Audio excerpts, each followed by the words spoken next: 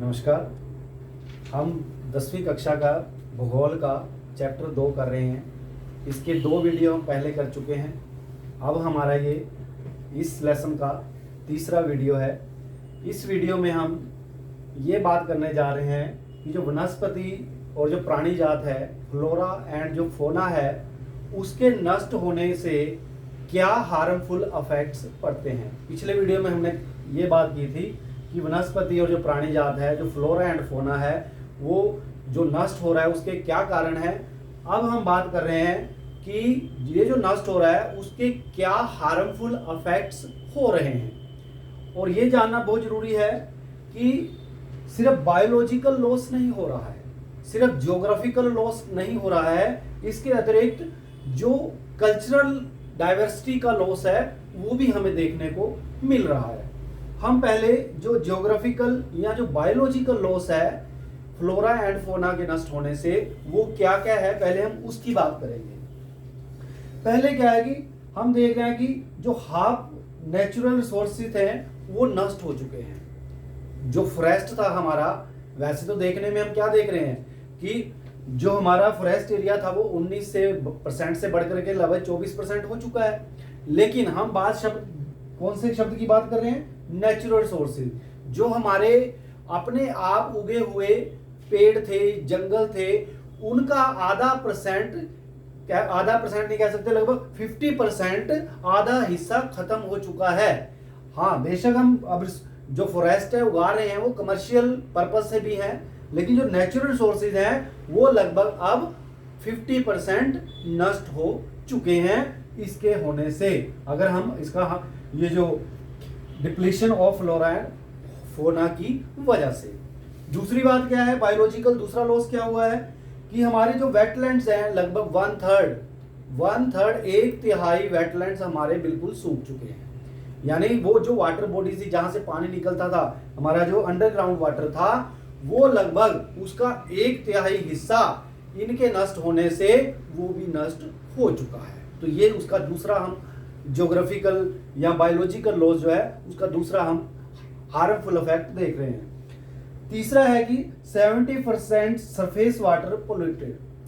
हमारे सतह पर, धरती की सतह पर या जो हिस्सा है भारत वाले हिस्से में, जहां पर नदियां हैं, तालाब हैं, झीलें हैं, उसका जो 70% पानी जो है वो पोल्यूटेड है, प्रदूषित है। वो हम पहले डिस्कस कर चुके हैं कि ये जो फ्लोरा एंड फोना है उसके डिप्लीशन होने का कारण ये भी है कि जो फैक्ट्रियां हैं, इंडस्ट्री है, वहां से जो जहरीली गैसें निकलती हैं वो वहां पर जाकर के पौधों को और जो वहां के प्राणी हैं, वनों में रहने वाले, उनको नुकसान पहुंचाते हैं। तो उसकी वजह से जो पानी है सरफेस का, वो भी 70% जो है लगभग पोल्यूटेड है, प्रदूषित है।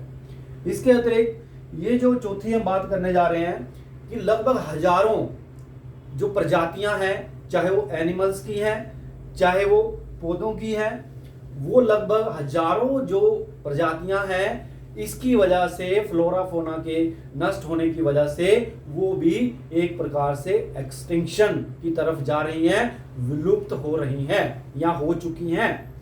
और जो चौथा एक अगला पॉइंट है इसका कि 40% ऑफ मैनग्रोव्स वाइप्ड आउट। 40% जो मैनग्रोव पेड़ हैं वो वहां से कह सकते हैं उखाड़ दिए गए हैं। अब मैनग्रोव पेड़ क्या होता है, आपको पता है कि जो कोस्टल एरिया होता है, जैसे हम बंगाल वाला बात करते हैं या हमारा ईस्टर्न एंड वेस्टर्न जो कोस्टल एरिया है साउथ इंडिया में, वहां पे क्या है कि बहुत प्रकार के पेड़ लगे हैं जिनको हम मैनग्रोव पेड़ के नाम से जानते हैं। अब इनकी क्या खासियत है कि आपको पता है कि कोस्टल एरिया में ज्यादातर क्या होता है कि वहां पर साइक्लोन आते हैं, बड़ी बड़ी लहरें उठती हैं, और जिसकी वजह से जो तटीय शहर होते हैं उनको नुकसान पहुंचता है। लेकिन ये एक प्रकार से वहां पर सुरक्षा का काम करते हैं, बड़े बड़े पेड़ होते हैं, और इन पेड़ों, ये जो लहरें होती हैं, साइक्लोन होते हैं, इनको ये बर्दाश्त कर लेते हैं और डिस्ट्रक्शन होने से बचाते हैं। एक प्रकार से कि वो कोस्टल सैनिक का काम कर रहे हैं। लेकिन इनका भी जो है फ्लोरा एंड फोना नष्ट होने की वजह से 40% जो हिस्सा है वो नष्ट हो चुका है। तो अभी हमने बात किया कि जो बायोलॉजिकल लॉस है फ्लोरा एंड फोना का, उसकी वजह से जो बायोलॉजिकल लॉस है वो क्या कौन सा है। लेकिन इसके अतिरिक्त सिर्फ बायोलॉजिकल लॉस नहीं है, बायोलॉजिकल लॉस हमने देख लिया, इसके अतिरिक्त फ्लोरा एंड फोना के नष्ट होने से और भी ऐसे कई तत्व हैं जो नष्ट हो रहे हैं, और उनमें सबसे ज्यादा जब महत्वपूर्ण जो है वो है कल्चरल डाइवर्सिटी। हमारा जो सांस्कृतिक विविधता है वो भी नष्ट हो रही है, और उसके सोशल इंप्लीकेशन भी हमें देखने को मिल रहे हैं। जैसे आपको पता है कि जो ट्राइबल पीपल हैं वो ज्यादातर फॉरेस्ट के ऊपर निर्भर होते हैं। अब धीरे धीरे फॉरेस्ट खत्म हो रहे हैं, तो नेचुरली इन ट्राइबल पीपल को क्या हो रहा है, नुकसान हो रहा है।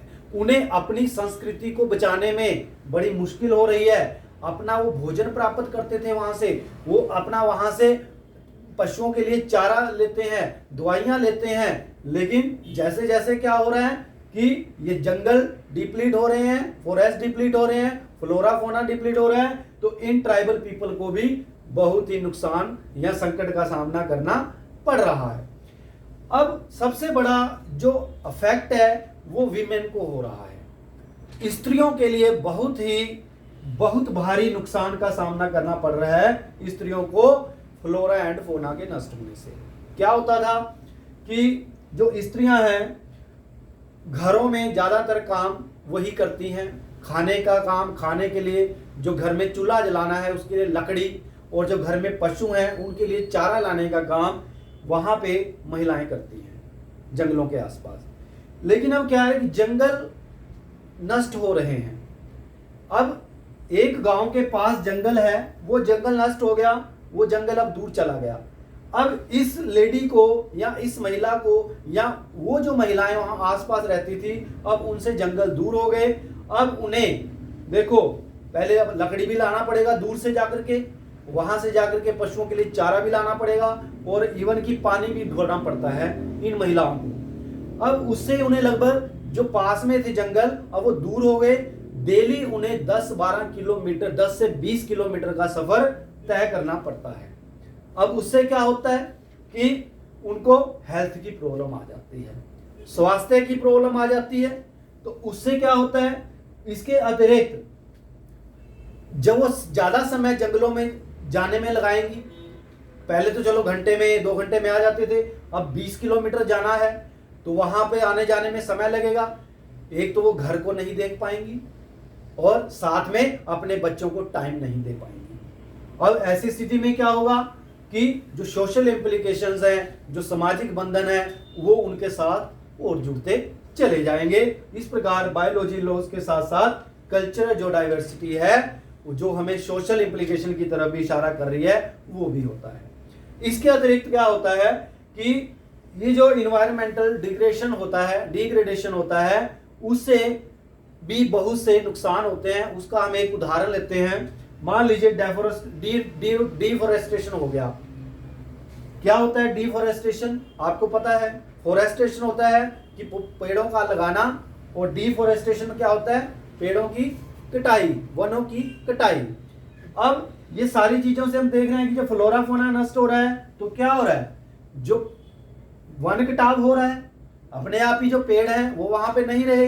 तो जब पेड़ नहीं रहेंगे तो इससे क्या होगा, 2 चीजें आप देखिए कि एक तो फ्लड आएंगी और दूसरा सूखे भी पड़ेंगे। अब आप देखेंगे कि कैसे फ्लड भी और सूखा तो दोनों अपोजिट हैं, लेकिन दोनों ही डिफॉरेस्टेशन की वजह से, वन कटाव की वजह से हो रहे हैं। कैसे कि पहले क्या होता था कि पेड़ अगर है एक जगह पे तो पानी जब आता है तो जड़ें उस पानी को रोक लेती हैं और पानी आगे कम जाता है, कम बहता है और फ्लड वाली सिचुएशन नहीं रहती। एक तो ये। दूसरा क्या होता है कि जब डिफॉरेस्टेशन होगा, पेड़ नहीं होंगे तो बारिश नहीं होगी, बारिश नहीं होगी तो क्या होगा, सूखा पड़ेगा, और जब सूखा पड़ेगा तो आप देख सकते हैं कि किस प्रकार उस एरिया में किस प्रकार एक प्रकार से जो पॉवर्टी है, जो गरीबी है वो छा जाएगी, और उसके चलते हुए उनका जो जीवन स्तर है इन लोगों का वो बहुत ही निम्न स्तर का हो जाएगा, और उन्हें एक प्रकार से आर्थिक स्थिति का सामना भी करना पड़ सकता है। तो इस प्रकार हम देख रहे हैं कि फ्लोरा एंड फोना के नष्ट होने के सिर्फ बायोलॉजिकल ही नुकसान नहीं है, बल्कि कल्चरल, सोशल एंड इकोनॉमिक उसके जो आर्थिक प्रभाव कह सकते हैं, हानिकारक जो प्रभाव है वो भी हम इसमें देख सकते हैं। तो हमने देखा कि जो हमारा ये वीडियो नंबर 3 था, इसमें हमने ये जानने का प्रयास किया है कि इसके जो बायोलॉजिकल लॉस हैं और जो कल्चरल डाइवर्सिटी के लॉस हैं वो किस प्रकार हमारे जीवन को प्रभावित कर सकते हैं। तो इसलिए जरूरी है कि हम इस फ्लोरा एंड फौना को या ये जो हमारा वनस्पति और जो प्राणी जात है इसको बचाए रखें। अब हम अगले वीडियो में देखेंगे कि इसके लिए हम क्या कर सकते हैं और हमारी सरकार इसके लिए क्या कर रही है या उसने कह सकते हैं भूतकाल में उसके लिए क्या किया है। और इसी के साथ धन्यवाद।